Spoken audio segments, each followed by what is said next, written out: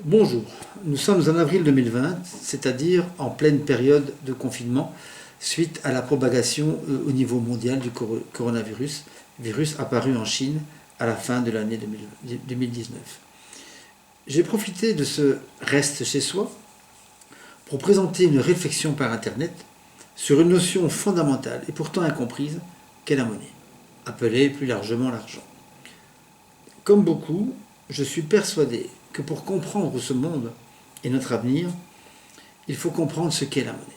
Ce que je vais tenter de faire, en environ 25 minutes, c'est de présenter la nature de la monnaie et de démontrer que la monnaie peut servir à créer des systèmes alternatifs basés sur le collectif et sur le communautaire, qui conduisent au final justement à se passer de la monnaie en pratiquant le partage. Cette présentation pourrait d'ailleurs s'intituler du partage au partage en passant par la monnaie. Le contenu est assez dense et je vous invite à visionner cette vidéo plusieurs fois et dans le calme. J'espère qu'elle vous donnera l'envie d'approfondir le sujet.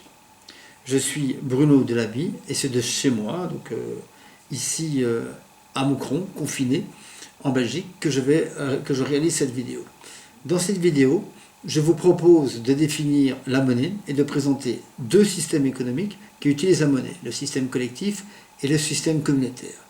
Voilà. Qui pourrait d'ailleurs, pour ce dernier, se passer de monnaie. C'est tout l'intérêt d'ailleurs de cette présentation. Je voudrais commencer, plutôt avant de commencer, citer une phrase qui me tient à cœur, qui conduit un peu ma réflexion, qui est la suivante. C'est le plus haut degré de sophistication et la simplicité. C'est une phrase de Léonard de Vinci qui correspond bien à ma façon de penser. Je vous invite maintenant donc à faire table rase de ce que vous savez ou ce que vous croyez savoir sur la monnaie. Lorsque l'on évoque la monnaie, lorsqu'on veut répondre à ce qu'est la monnaie, le plus souvent, on se réfère aux fonctions de base de la monnaie, à savoir échanger, épargner et étalonner, c'est-à-dire comparer avec une mesure. Ce sont bien les fonctions de la monnaie, mais ce n'est pas la nature de la monnaie. On peut évoquer aussi les premières monnaies par la découverte des pièces de métal 6 siècles avant Jésus-Christ. Mais non, ça c'est le support de la monnaie. Ce n'est pas la nature de la monnaie. Enfin, encore plus simplement, on considère que la monnaie a remplacé le troc. Bon, oui, mais ça c'est son utilité. Ce n'est pas la nature de la monnaie. Alors, qu'est-ce que la nature de la monnaie ? Alors, l'origine de la monnaie est humaine. Jusqu'à preuve du contraire, les animaux n'utilisent pas de monnaie, même les singes. L'être humain, à son origine, vit en société tribale. L'homme produit et prélève sur la nature en fonction de ses besoins.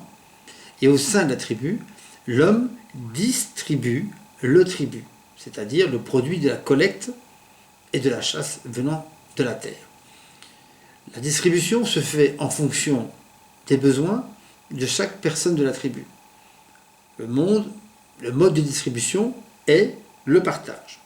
Le tribut est distribué en parts équitables. La notion de valeur économique, de possession et en conséquence d'avoir, ça n'existe pas. Tout vient de la nature et la nature est considérée comme la mère nourricière et relie les membres de la tribu entre eux. En dehors de la tribu, chaque personne est personne et chaque personne est un être. La tribu vit en autonomie et applique comme mode d'organisation l'anarchie. L'autorité de la tribu est confiée à un savoir ancestral, souvent des anciens. La tribu vit à travers les êtres et à travers la valeur des êtres. Mais qu'en est-il lorsque la tribu, donc on peut dire le collectif, est en relation avec l'extérieur du collectif ? Peut-on encore partager avec une personne extérieure au collectif ? La réponse est non, car le partage devient à ce moment-là un don fait à l'extérieur du collectif. Le collectif donne une production et ne reçoit rien en contrepartie. Le collectif donc se prive d'une production et n'a rien en retour. La relation devient asymétrique. Je te donne un bien et tu me donnes rien. Le mode de distribution, qu'est le partage, ne convient plus. Il s'agit d'utiliser un autre mode de distribution, ce sera l'échange. L'échange. L'échange est une relation symétrique entre un don et un contre-don. Mais pour que l'échange fonctionne, il faut absolument comprendre qu'il faut appliquer des notions de possession et de valeur rassemblées dans la notion plus générale de avoir. La possession est une privation de la consommation pour les autres du collectif et est donc d'ailleurs intrinsèquement violente. Cela m'appartient. La possession n'est pas partageable. Pour échanger, il faut des biens, c'est-à-dire une production à laquelle on associe une valeur. Et c'est la comparaison des valeurs qui amène à l'échange des biens. La valeur économique d'un bien vient d'une production possédée et son niveau de valeur dépend du travail ou de la rareté. Rareté, concept d'ailleurs fondateur par la loi fondamentale de l'offre et de la demande. La propriété économique est un droit donné à une personne et donc une production valorisable et appartenant à une personne est un avoir et donc échangeable. Donc on ne peut échanger que des avoirs. Pour insister encore sur la comparaison entre le partage et l'échange, l'être est dans le collectif, l'avoir permet d'exister, c'est-à-dire d'être en dehors de l'être, et donc en dehors de la communauté de partage. L'avoir est donc la notion miroir de l'être, comme la nuit l'est par rapport au jour. Partager vient de l'être, échanger vient de l'avoir. Le partage est basé sur la notion d'abondance, l'échange est lui basé sur la notion de rareté. Mais le perfectionnement des modes d'échange va conduire à diminuer cette rareté. Il y a là quelque part un paradoxe. C'est un peu comme une agence pour l'emploi qui combat le chômage, mais qui ne peut exister que s'il y a du chômage. Alors, quels sont les types d'échanges ? Le premier type d'échange, c'est l'échange mutuel de production instantanée. Échange mutuel de production instantanée. En fait, c'est le troc, tout simplement. Je te donne un bien et tu me donnes un bien maintenant. Il y a cependant 3 contraintes importantes par rapport au troc. La contrainte de l'espace-temps, il faut être au même endroit au même moment. Il y a également la contrainte de la satisfaction mutuelle, il faut que les deux parties soient satisfaites de l'échange. Et la troisième contrainte, c'est que la contrainte doit provenir d'un résultat, d'une équivalence. Il faut que les deux soient gagnants. Donc ce n'est pas un mode facile. Cependant, pour alléger la contrainte de l'équivalence, par exemple, il est possible d'utiliser un complément en valeur réelle, une marchandise acceptée par tous qui soit transportable, non périssable, interchangeable et divisible, comme par exemple les graines, du sel ou encore le métal. Donc le complément permet de faciliter le troc, cependant, le troc, oui, il reste contraignant. Deuxième type d'échange, c'est l'échange de production différée, qu'on peut appeler le crédit mutuel. Je te donne un bien et tu me donneras un bien plus tard. Les 3 contraintes à l'échange sont atténuées. Le temps et le lieu sont convenus par les échangeurs. La satisfaction mutuelle de l'échange est discutée et l'équivalence dans l'échange est négociée. L'échange décalé dans le temps amène, pour négocier, l'échange à devoir utiliser une mémoire, notion fondamentale, utiliser une mémoire pour rappeler la valeur d'un bien équivalent, à recevoir. Cette mémoire peut avoir comme support le cerveau humain ou une inscription sur un support physique, tel que la pierre, le bois, tablette d'argile, etc. Donc là, c'est très important de comprendre qu'il faut une mémoire pour pouvoir échanger avec un décalage dans le temps. Cette mémoire d'échange est une dette commerciale. Et l'acte de créer une dette s'intitule le crédit. Je crée une dette. Donc les crédits lient 2 parties de l'échange, celui qui doit à celui qui a le droit, qui a droit. L'échange différé ne peut se faire sans confiance. Notion fondamentale pour ce type d'échange. Sans confiance, il n'y a tout simplement pas d'échange. Troisième type d'échange, de mode d'échange, c'est l'échange monétaire. On arrive à la monnaie. L'idée, dans cet échange monétaire, est d'utiliser un intermédiaire d'échange, qui sera la monnaie. Alors, la nature de la monnaie est une mémoire de valeur. En latin, moneo veut dire monnaie. Et moneo signifie à la fois faire souvenir et prédire. La monnaie est hors du temps, elle est un pont dans le temps, elle fait le lien entre le présent et le passé, ce qui est créé, mais également le lien entre le présent et le futur, ce qui va être créé. La monnaie est une mémoire de valeur due, donc c'est bien une dette. La mémoire fixe la pensée dans le temps, au temps présent, et la monnaie est un support d'actualisation des dettes. La monnaie est un support d'actualisation de dettes. C'est un peu compliqué, mais c'est pour dire que la monnaie va ramener des situations passées et futures au temps présent. Elle est basée aussi bien sur une représentation de valeur existante que sur une valeur future, qu'on peut appeler à ce moment-là une promesse de valeur. La monnaie représente une valeur qui devra être remboursée par une contrepartie réelle, existante ou future. Je te donne un bien et tu me donnes une mémoire de valeur équivalente au bien. La monnaie est une dette collective. La monnaie est créée et gérée par une autorité monétaire. La monnaie est basée sur la confiance dans ses capacités à être échangée.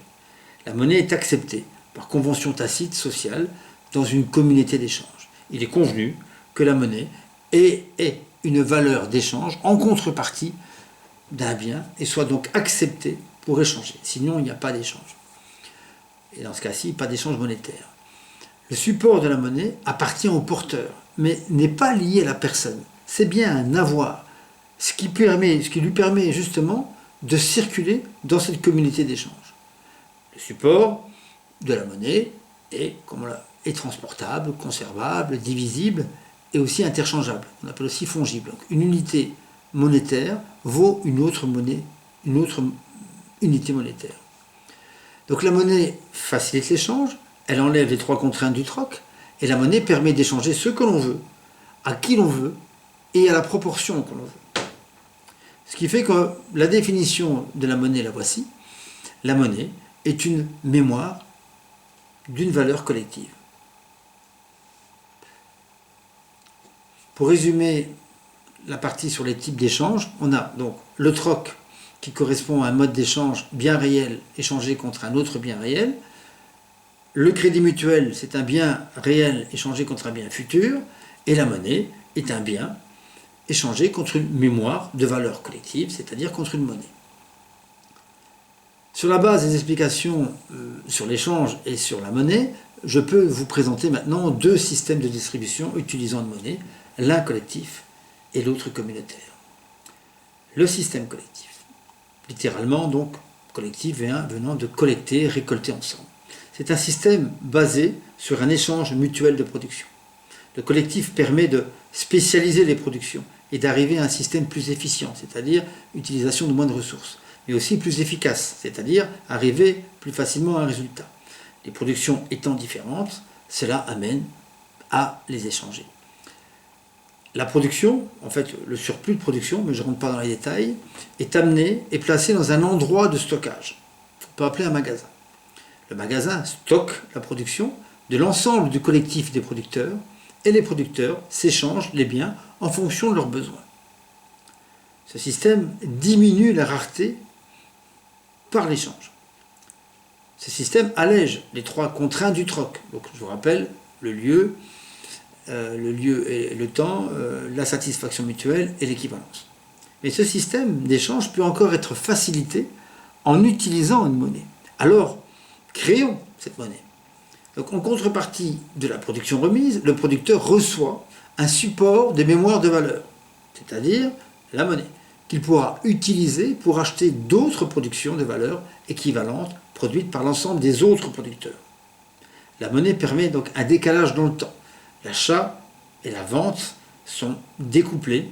L'achat peut se faire bien après la vente des biens produits. Donc les biens sont facilement disponibles, ce qui rend aussi l'épargne sans intérêt. Donc l'échange d'une production individuelle en contrepartie d'une production venant du collectif. Que cette production soit existante ou future. Vous voyez ?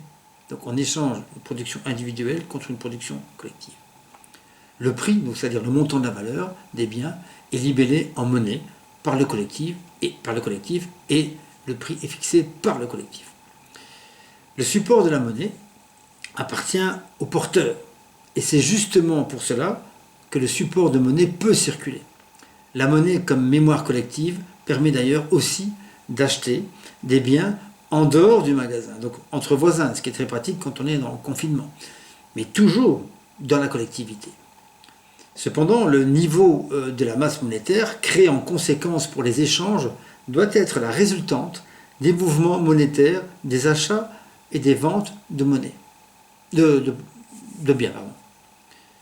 À chaque fois que le magasin achète un bien, il met de la monnaie en circulation et à chaque fois que le magasin vend un bien, il récupère de la monnaie et la sort du circuit.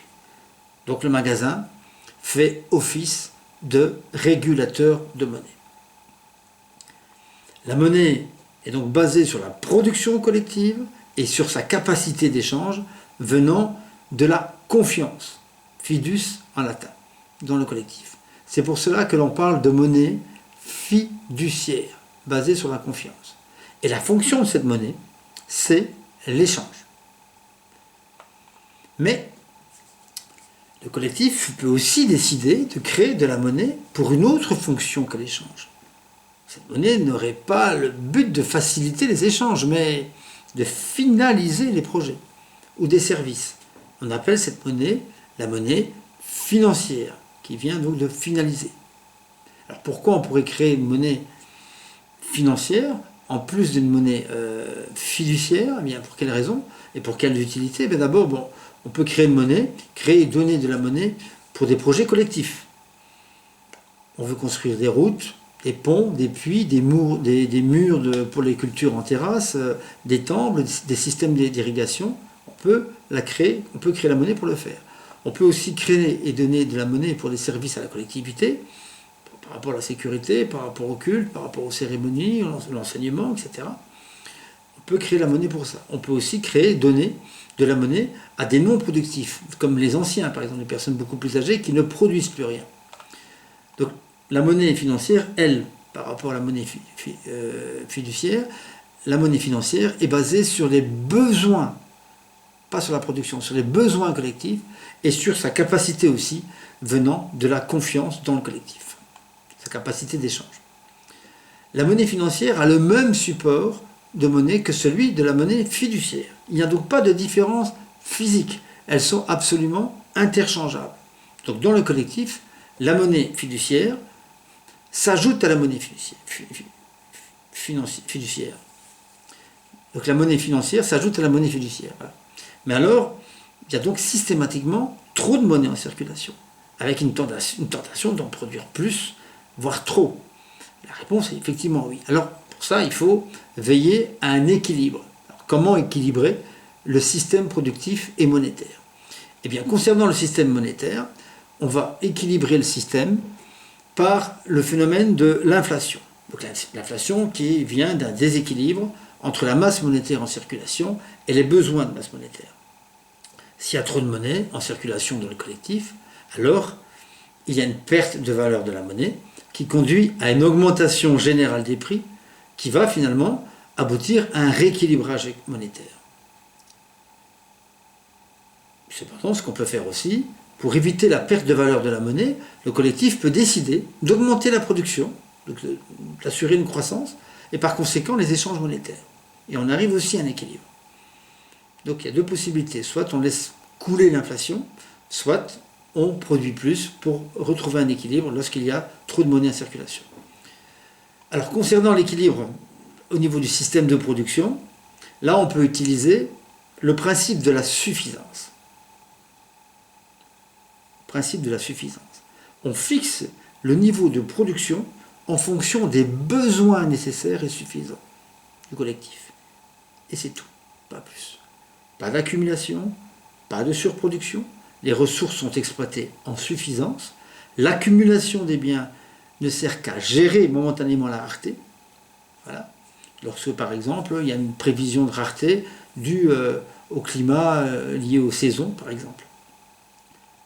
La suffisance amène à une extraction sur la nature raisonnée, à un non-gaspillage et à un équilibre entre le temps de travail et le temps libre. La société utilise le système de distribution collectif, qui utilise ce système-là, est profondément pacifique et respectueux de l'environnement. Alors, conclusion sur le système collectif, ce système permet d'assurer une production nécessaire et suffisante grâce à la monnaie, de faciliter les échanges, et par le principe de suffisance, le système de production modère son extraction sur la nature, et par le phénomène de l'inflation, le système monétaire reste en équilibre. Cependant, ce système est très fragile et se défend difficilement contre les agressions et prédations venant de l'extérieur. Son environnement doit rester pacifique, sinon le collectif peut être accaparé, soit par la menace, soit par la violence, par des prédateurs venant de l'extérieur. C'est évidemment un défaut important. Et pour éviter ce genre de défaut, on peut imaginer un autre système qui va se baser sur le système collectif qu'on peut appeler le système communautaire. Le système communautaire est bien une évolution du système collectif. La communauté d'échange va évoluer vers une communauté de partage. Le but du système communautaire, c'est le commun. Et c'est le commun justement qui protège quelque part la communauté, dans le sens où si la communauté est attaquée, et même conquise, elle disparaît. Pourquoi ? Parce que ce qui relie les hommes, c'est-à-dire le commun, disparaît aussi. Donc la communauté, elle disparaît si elle est conquise. Donc il n'y a pas intérêt, quelque part, à la conquérir. Il n'y a donc pas d'intérêt donc, à conquérir cette communauté. Alors comment créer un système communautaire ? D'abord, on crée un système collectif d'échange, mais déjà avec l'idée d'un commun, donc avec un but commun, voilà, qui peut se dérouler dans un endroit ou voire dans un réseau. Le collectif donc devient un moyen et le communautaire reste le but. Ensuite, produire des biens, des avoirs et les échanger. On peut échanger en interne dans le collectif, mais aussi, pourquoi pas, vers l'extérieur et pouvoir quelque part avoir des revenus supplémentaires en échangeant avec l'extérieur. Bien sûr, là, échanger. Ensuite, donc, pour créer justement donc, l'échange en interne, une monnaie fiduciaire et aussi une monnaie financière pour financer pas seulement les projets collectifs, mais aussi et surtout les projets communs. On l'a déjà vu donc avec le système collectif. Et donc on arrive au commun, qui est vraiment le but de la communauté. Alors le commun le plus général, c'est de répondre aux besoins de base pour quiconque fait partie de la communauté. Donc c'est créer une espèce d'assurance vie commune. Donc assurer la nourriture pour chacun, assurer les soins de santé pour chacun, assurer le confort minimum, logement, hygiène, etc. pour chacun. L'assurance vie est financée par la monnaie financière de la communauté. Mais on peut aussi créer des communs spécifiques, ce qui créera autant de communautés différentes ayant leur propre spécificité, amenant une diversité importante. Alors l'exemple de commun, ça peut être l'équitation, donc un collectif une communauté qui se crée autour du cheval, et donc pourquoi pas donc, créer des écuries, un manège, d'acheter des chevaux, faire des cours d'équitation, etc. Un exemple, l'équitation, ça peut être aussi comme commun un refuge pour animaux. Ça peut être également donc comme commun la musique. Des musiciens qui se réunissent, des gens qui aiment la musique, et pourquoi pas créer une salle de concert, amener des groupes extérieurs à venir jouer dans la communauté. Ça peut être aussi de la médecine naturelle, le commun peut être la médecine naturelle, et de créer un magasin, une herboristerie par exemple. Ça c'est tout à fait possible. Ou alors vous pouvez aussi créer une brasserie, pourquoi pas donc créer donc à créer une bière et pourquoi pas aussi la vendre à l'extérieur si on en a insuffisance. Alors, comment créer aussi un commun? Comment le financer? En utilisant la monnaie financière, justement, pour financer les dépenses pour le commun. Donc les infrastructures, le matériel, les rémunérations, les frais, les festivités, etc. Donc on peut, donc, à ce niveau-là, se dire que grâce au commun, j'ai la possibilité, et grâce à la monnaie fiduciaire et la monnaie financière, je peux financer les communs. Mais là, on peut aller plus loin dans la réflexion. Dans le sens, si on se dit, mais si je réponds aux besoins de la communauté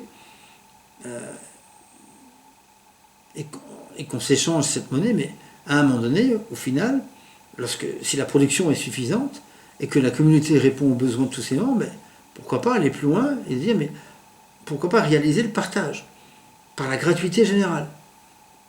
Donc ne plus raisonner en termes de possession et de valeur, et donc d'avoir. Et par conséquent, on peut supprimer la monnaie, tout simplement. Et on devient être, et on n'est plus dans l'avoir. On passe d'une espèce de rareté nécessaire à l'échange à une suffisance jouissive de l'être et du partage. Donc revenons au partage alors. Non pas par nécessité, mais par idéal, en y intégrant toutes les meilleures technologies du genre humain. J'ai bien dit toutes les meilleures technologies. Alors pour ne pas simplement rêver d'un autre monde, mais de l'expérimenter et de le réaliser, pour cela il faut qu'on nous laisse le choix du système dans lequel nous voulons vivre. Donc d'être en vie plutôt que d'avoir envie. Donc plutôt être ou plutôt avoir, le fameux to be or not to be, that is the question. Soyons donc riches de nos partages. Et donc voilà, en ces moments de confinement, je pense plus que jamais, je dirais même désormais, nous devons penser à une autre façon de fonctionner. L'échange et la croissance infinie ne fonctionnent pas dans un monde fini. J'espère humblement, par cette vidéo d'un homme confiné comme moi, et comme la moitié des habitants de cette planète, pouvoir apporter des idées pour contribuer à son niveau à un monde meilleur basé sur l'être et la vie. Santé.